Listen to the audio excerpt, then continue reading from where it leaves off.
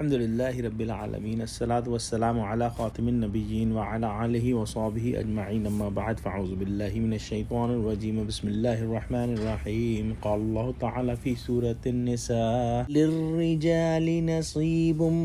مما ترک الوالدان والاقربون وللنساء نصیب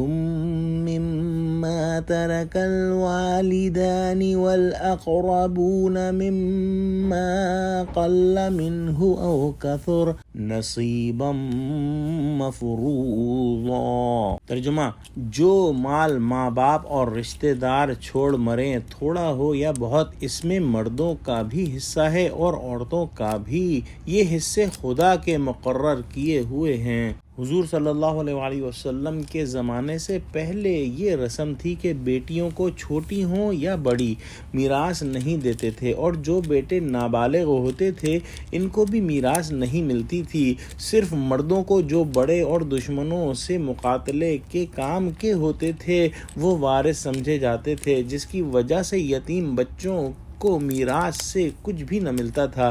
ان کے بارے میں یہ آیت اتری، جس کا خلاصہ یہ ہے کہ ماں باپ اور دیگر قرابت داروں کے جو میں بھی مال متروکہ ہوگا اس میں سے مردوں یعنی بیٹوں کو، خواہ وہ بچے ہوں یا جوان ہوں، ان کا حصہ ملے گا، اور عورتوں کو بھی یعنی بیٹیوں کو بھی،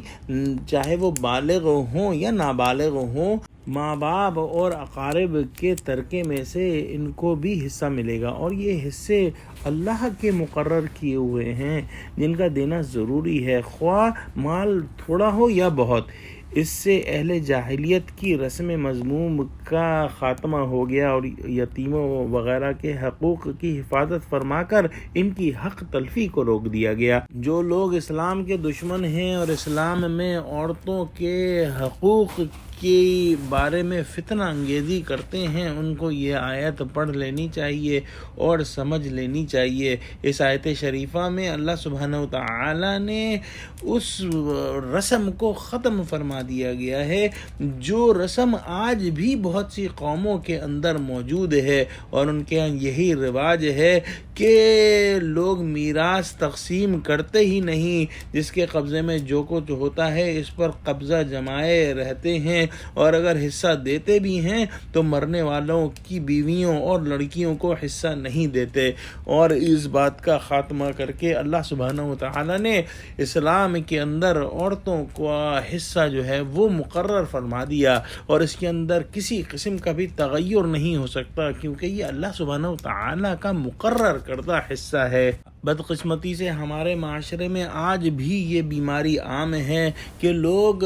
ان قوانین کو توجہ نہیں دیتے، نماز و روزے، حج و زکوٰۃ کی پابندی کرتے ہیں، لیکن جہاں پر وراثت کا معاملہ آتا ہے اس کو سمجھتے ہیں کہ یہ کوئی اہم کام نہیں، جبکہ اللہ سبحانہ وتعالی نے اس آیت کے اندر حصے مقرر کر دیے ہیں، اور انشاءاللہ ہم اگلے رکوع کے اندر قانون وراثت پڑھیں گے جس کے اندر تفصیل سے یہ احکام آئیں گے۔ ہمارے معاشرے میں خاص کر جہاں دو بیویوں کی اولاد ہو، ان میں سے جس بیوی کی اولاد کا قابو ہو گیا وہی سارا مال دبا لیتے ہیں، شرعی طور پر حق دینے کا ذرا بھی خیال نہیں رہتا۔ وارثین میں یتیم بچے بھی ہوتے ہیں، ان کا مال بھی کھا جاتے ہیں، اور جو شریعت کا ایک حکم لازمی ہے اس کے لیے تیار نہیں ہوتے۔ اس آیت سے معلوم ہوا کہ جیسے والدین سے میراث پہنچتی ہے، ایسے ہی دوسرے رشتہ داروں کے مال میں سے بھی بطور میراث مردوں اور عورتوں کو حصہ پہنچتا ہے،